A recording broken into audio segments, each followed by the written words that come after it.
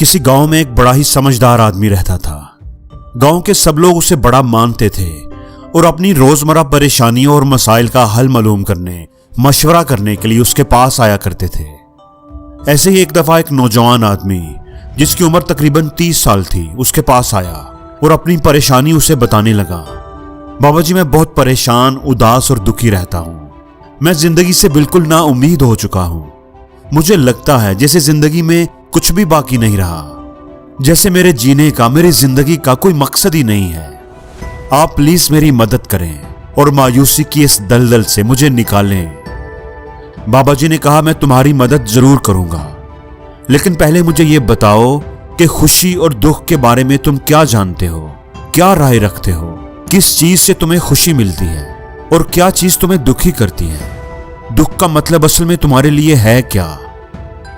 उस आदमी ने सोचते हुए जवाब दिया, जब मेरे पास काफी पैसे होते हैं तो मैं खुश होता हूं। जब मैं अपने दोस्तों और फैमिली के साथ होता हूं और जब मेरी जिंदगी में सब कुछ अच्छा जा रहा हो, कोई प्रॉब्लम ना हो, कोई मसला ना हो, तो मैं खुश होता हूं। बाबा जी ने अपने सर हिलाया। ठीक है, अब बताओ कि क्या चीज तुम्हें दुखी और परेशान करती है?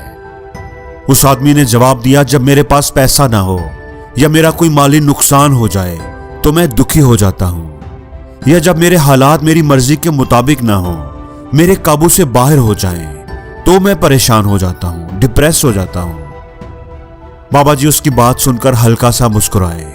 बेटा, तुम अभी खुशी और दुख को सही मानों में समझ ही नहीं पाए। जो सच्ची खुशी होती है वो आपको कभी बाहर के हालात से नहीं मिलती, बल्कि सच्ची खुशी तो आपके अंदर से आती है। आप खुश होंगे या दुखी, इसका इन्हिसार इस बात पर नहीं होता कि आपके साथ क्या वाकया पेश आया है, बल्कि इस बात पर होता है कि आप उस वाकया के बारे क्या सोचते हैं, आपके जज्बात, आपकी फीलिंग क्या होती है। वो आदमी कंफ्यूज हो गया।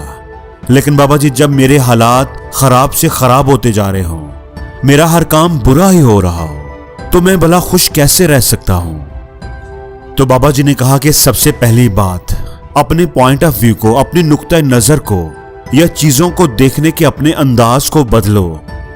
और दूसरी बात ये कि उन चीजों पर फोकस करने या उन चीजों के बारे सोचने की बजाय जो चीजें तुम्हारे पास नहीं हैं, तुम्हारी जिंदगी में जो कमियां हैं, उनके बारे सोचने की बजाय उन चीजों पर फोकस करो जो तुम्हारे पास मौजूद हैं। अपनी जिंदगी की अच्छाइयों पर, खुशियों पर फोकस करो।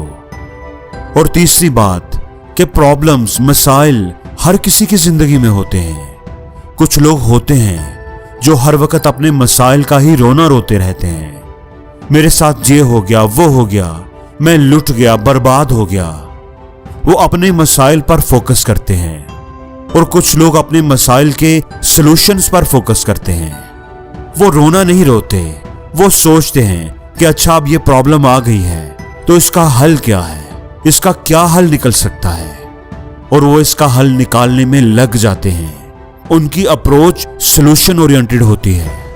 और आखिरी बात ये कि हमेशा याद रखो, जिंदगी में कुछ भी परमानेंट नहीं होता। जिस तरह मौसम बदलता है उस तरह वक्त भी बदलता रहता है, हमारे हालात भी बदलते रहते हैं। आज अगर बुरा है तो कल अच्छा भी आएगा।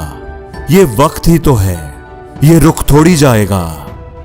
इसलिए अगर आप इस हकीकत को समझ जाओगे और मुस्तकबिल के बारे परेशान होते रहने की बजाय अपने आज में जिंदा रहोगे, तो खुश रहोगे, सुकून में रहोगे।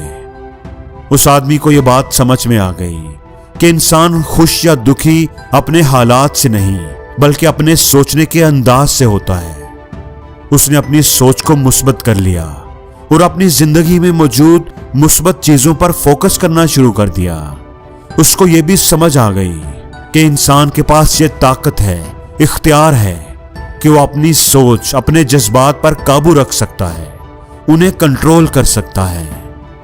इसलिए आहिस्ता आहिस्ता उसने अपने सोचने के अंदाज को बदल लिया और खुश रहना शुरू हो गया। उसकी जिंदगी बदलना शुरू हो गई थी।